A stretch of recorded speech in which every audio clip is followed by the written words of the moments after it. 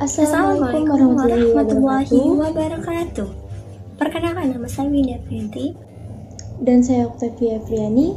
Di sini, kami ingin mempresentasikan materi yang berjudul Penerapan Akad dalam Lembaga Keuangan, Bank Syariah dan BMT. Pada dasarnya, kegiatan operasional atau produk yang ditawarkan oleh Bank Syariah dapat dibagi menjadi 3 bagian besar.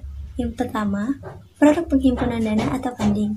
Yang kedua, produk penyaluran dana atau financing. Yang ketiga, produk jasa atau service. Penghimpunan dana atau funding. Penghimpunan dana di Bank Syariah dapat berbentuk giro, tabungan, dan deposito. Prinsip operasional syariah yang diterapkan dalam penghimpunan dana masyarakat adalah wadiyah dan mudharabah. Pada prinsip wadiyah, dalam PBI nomor 7/46/PBI/2005 pasal 1 ayat 4, wadiyah didefinisikan sebagai penitipan dana penyimpanan dana atau barang dari pemilik dana atau barang dari penyimpanan dana atau barang dari kewajiban pihak yang menerima titipan untuk mengembalikan dana atau barang titipan sewaktu-waktu. Para ahli hukum Islam membedakan al-wadiyah dalam tatanan aplikasinya, yaitu al-wadiyah yaj al-majnah dan wadiyah yaj al-damanah. Prinsip wadiyah yang diterapkan adalah wadiyah yaj damanah yang diterapkan pada produk rekening giro. Wadiyah damanah berbeda dengan wadiyah amanah.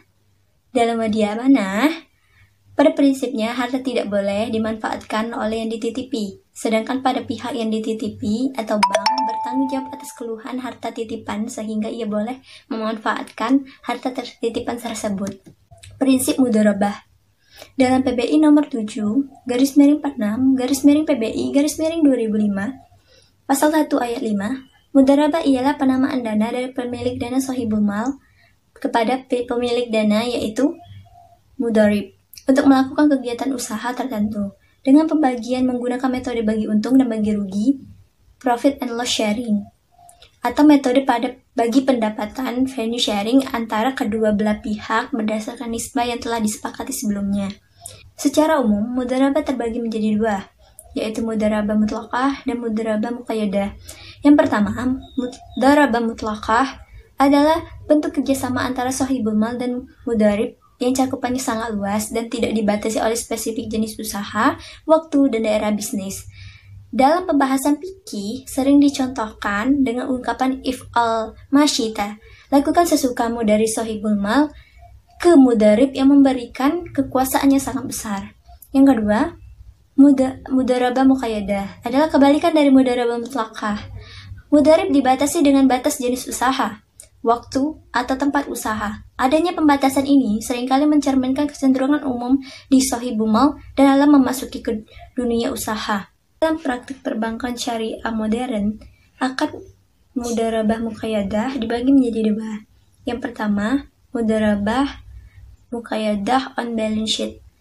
Dalam bentuk mudharabah ini, aliran dana dicatat dalam neraca bank. Oleh karena itu, di samping mempertemukan antara investor dan pengusaha, bank juga terlibat dalam proyek usaha itu. Dengan demikian, bagi hasilnya melibatkan 3 pihak, yaitu bank, investor, dan pengusaha. Dan besarnya nisbah masing-masing pihak bergantung kepada kesepakatan. Yang kedua, mudharabah muqayyadah balance sheet. Pada jenis bank ini, hanya bertindak sebagai arranger saja, dan transaksinya tidak dicatat dalam neraca bank, tetapi hanya dicatat dalam rekening administrasi saja. Bagi hasil, hanya melibatkan investor dan pengusahanya. Nisbah bagi hasilnya bergantung kepada kesepakatan antara kedua belah pihak, dan bank hanya memperoleh komisi dari usaha yang mempertemukan keduanya. Penyaluran dana atau financing. Dalam penyaluran dana kepada nasabah, secara garis besar, produk pembiayaan syariah terbagi dalam 4 kategori yang membedakan berdasarkan tujuan penggunaannya. Yang pertama, pembiayaan dengan prinsip bagi hasil. Yang kedua, pembiayaan dengan prinsip sewa. Yang ketiga, pembiayaan dengan prinsip jual beli. Yang keempat, pembiayaan dengan akad pelengkap. Yang pertama, pembiayaan dengan prinsip bagi hasil. Terdapat menjadi 2 pembiayaan. Yang pertama, pembiayaan musyarakah. Dalam PBI, nomor 7/46/2005, pasal 1 ayat 6, musyarakah adalah penamaan dana dari pemilik modal atau dana untuk mencampurkan dana atau modal mereka dalam suatu usaha tertentu dengan pembagian keuntungan berdasarkan nisbah yang telah disepakati sebelumnya, sedangkan kerugian ditanggung semua pemilik dana atau modal berdasarkan bagian dana atau modal masing-masing. Yang kedua, pembiayaan mudharabah. Secara spesifik, terdapat bentuk musyarakah yang populer dalam produk perbankan syariah, yaitu mudharabah. Mudharabah adalah bentuk kerjasama antara dua belah pihak atau lebih, di mana pemilik modal, sahibul amal, mempercayakan sejumlah modal kepada pengelola, yaitu mudarib, dengan suatu perjanjian pembagian keuntungan. Bentuk ini menegaskan kerjasama dalam paduan kontribusi 100% modal kas dari sahibul mal dan keahlian dari mudarib. 2. Prinsip jual beli. Prinsip jual beli dilaksanakan berhubungan dengan adanya pemindahan kepemilikan barang atau benda atau transfer of property. Tingkat keuntungan bank ditentukan di depan dan menjadi bagian dari harga atas barang yang dijual. Pada dasarnya, prinsip jual beli terdiri dari 3 macam. Yang pertama yaitu pembiayaan murabahah. Dalam PBI nomor 7/46/PBI/2005 pasal 1 ayat 7. Kontrak ini berarti jual beli barang sebesar harga pokok barang ditambah dengan keuntungan yang telah disepakati.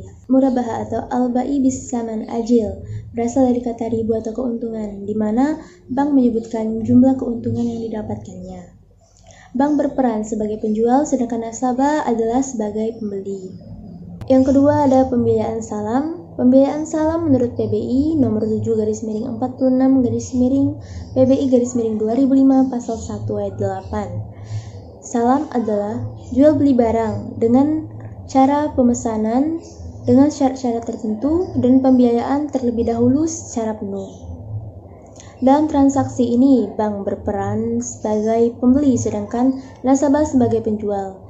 Transaksi ini sangat mirip dengan ijon, tetapi yang membedakan adalah secara kualitas, kuantitas, harga, serta waktu penyerahan barang harus dilakukan secara pasti.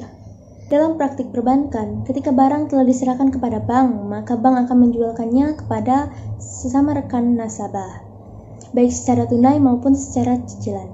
Jika bank menjualnya secara tunai, maka hal ini disebut dengan pembiayaan talangan. Sedangkan jika bank menjualkannya secara cicilan, maka kedua belah pihak harus menyepakati harga jual dan waktu pengembalian atau pembayaran barang tersebut.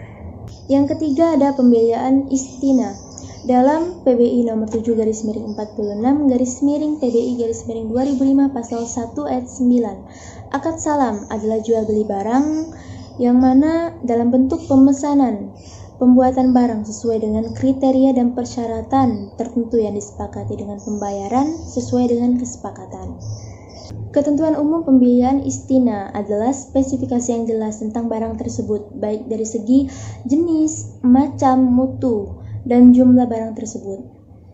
Nah, dalam akad istina pun harga yang telah disepakati harus tetap dicantumkan selama berlakunya akad tersebut.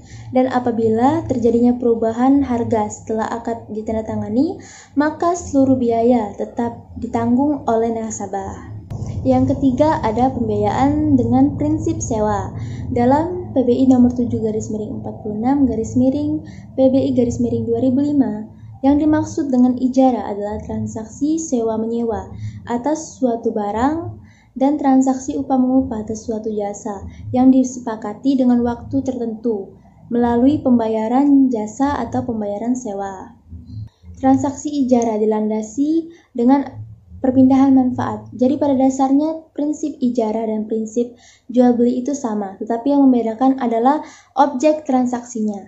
Bila dalam prinsip jual beli, objek transaksinya adalah barang, tetapi dalam prinsip sewa, objek transaksinya adalah jasa. Prinsip pembiayaan yang terakhir yaitu ada pembiayaan dengan akad pelengkap. Untuk mempermudah proses pembiayaan, maka diperlukanlah akad pelengkap. Akad pelengkap ini tidak ditunjukkan untuk mencari keuntungan, namun dalam akad pelengkap diperbolehkan meminta pengganti biaya-biaya yang telah dikeluarkan untuk melakukan akad ini. Akad pelengkap sendiri bersifat tabaru atau perjanjian yang menyangkut note for transaction atau akad nirlaba. Akad-akad pelengkap tersebut antara lain yang pertama ada hiwala atau ahli hutang.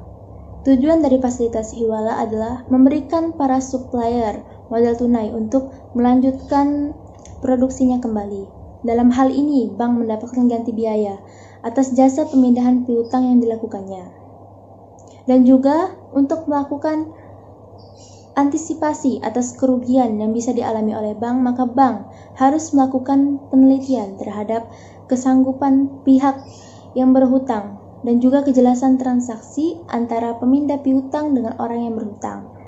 Yang kedua ada ran atau gadai. Ran atau gadai bertujuan untuk memberikan jaminan pembayaran kembali kepada bank dalam pembiayaan. Barang yang digadaikan wajib memiliki kriteria sebagai berikut. Yang pertama, harus milik nasabah sendiri. Yang kedua, jelas ukuran, sifat, dan nilainya ditentukan oleh nilai real pasar. Yang ketiga, dapat dikuasai namun tidak boleh dimanfaatkan oleh bank. Yang ketiga yaitu KOD. KOD sendiri adalah pinjaman uang. Aplikasi KOD dalam perbankan syariah terbagi menjadi 4 macam. Yang pertama yaitu sebagai pinjaman talangan haji. Dalam hal ini, para nasabah calon haji diberikan pinjaman untuk melunaskan atau untuk memenuhi syarat-syarat penyetoran dana haji. Kemudian para nasabah akan melunasinya sebelum keberangkatan haji.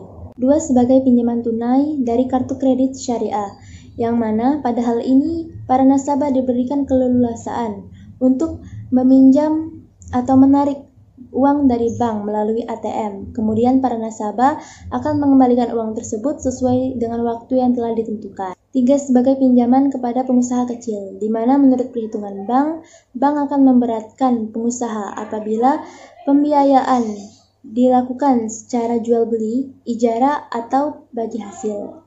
Yang keempat, sebagai pinjaman pengurus bank, di mana bank memberikan fasilitas ini untuk menjamin kebutuhan pengurus bank. Kemudian para pengurus bank akan melunasinya dengan cara cicilan atau memotong gajinya tiap bulan.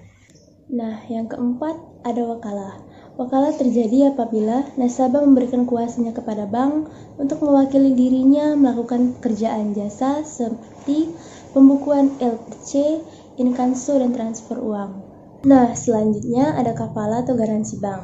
Garansi bank diberikan dengan tujuan untuk menjamin pembayaran atas suatu kewajiban pembayaran. Bank mensyaratkan nasabah untuk menempatkan sejumlah dana. Transaksi jual beli mata uang asing dapat dilakukan dengan sesama mata uang yang sejenis, misalnya rupiah dengan rupiah, atau yang tidak sejenis seperti rupiah dengan dolar US atau sebaliknya. Transaksi jual beli mata uang tidak sejenis, penyerahannya harus dilakukan dalam waktu yang sama. Dan yang terakhir saya akan membahas penerapan akad dalam BMT. Sebelumnya, apa sih BMT itu? BMT atau Baitul Mal wa Tanwil adalah balai usaha mandiri terpadu yang bertujuan untuk mengembangkan usaha produktif, memenuhi kebutuhan konsumtif, dan investasi dalam meningkatkan kualitas kegiatan ekonomi kecil, dan juga mendorong kegiatan menabung untuk menunjang kesejahteraan ekonomi masyarakat tanpa disertai riba. Akad-akad yang ditetapkan dalam BMT di 3 produk, di antaranya yang pertama yaitu produk simpanan atau penghimpunan dana. Dalam produk simpanan atau penghimpunan dana, terdiri dari berbagai macam produk, di antaranya yang pertama ada giro wadiyah.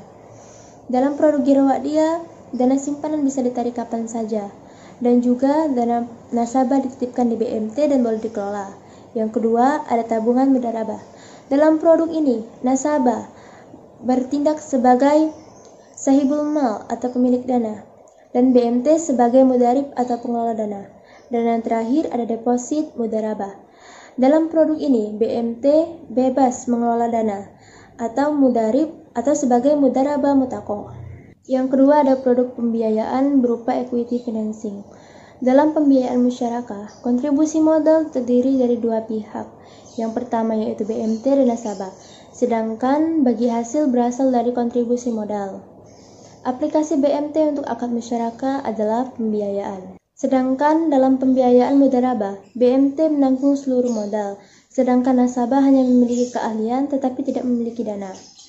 Aplikasi BMT dalam akad mudharabah yaitu pembiayaan modal kerja dan investasi khusus atau mudharabah muqayyadah. Produk yang terakhir yaitu produk jasa yang terdiri dari satu wadiah. Dalam produk wadiah, BMT bertindak sebagai wakil sedangkan nasabah sebagai pemberi wakil. Yang kedua ada kafalah yang mana produk ini memiliki prinsip penjaminan. BMT bertindak sebagai penjamin sedangkan nasabah sebagai pihak yang dijamin. Yang ketiga ada hawalah. Dalam produk ini, BMT berperan sebagai penerima pengalihan piutang, sedangkan nasabah sebagai pengalih piutang. Yang keempat ada ran, di mana dalam produk ini, harta milik si peminjam ditahan sebagai jaminan atas pinjaman yang diterimanya. Dan yang terakhir ada qard, yaitu pinjaman yang diberikan kepada nasabah yang memerlukan. Baiklah, itu saja kiranya yang dapat kami sampaikan. Mohon maaf apabila masih banyak kekurangan dan kesalahan dalam bertutur kata. Kepada Allah saya mohon ampun. Wabillahi taufik wal hidayah. Wassalamualaikum warahmatullahi wabarakatuh.